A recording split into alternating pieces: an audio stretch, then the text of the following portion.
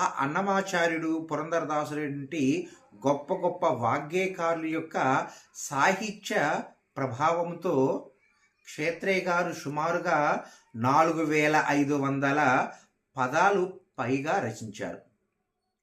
రాళ్ళపల్లి అనంతకృష్ణ శర్మ గారు, అలాగే సుబ్బరాయ దీక్షితులు గారు, మనకి విస్స అప్పారావు గారు లాంటి గొప్ప గొప్ప చరిత్రకారులు తంజావూరులో ఉన్నటువంటి సరస్వతి మహల్, అంటే అనేకమైనటువంటి గ్రంథాలకి ఆ సరస్వతి మహలే కదా మూలం.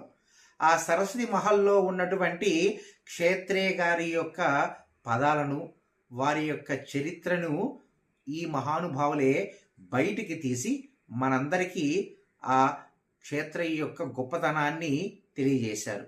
4500 పదాలు రాసిన కానీ సుమారుగా మనకి ఒక 350, 330 ఆ మధ్యలో ఉన్నటువంటి పదాలు మాత్రమే దొరకటం మన యొక్క దురదృష్టం.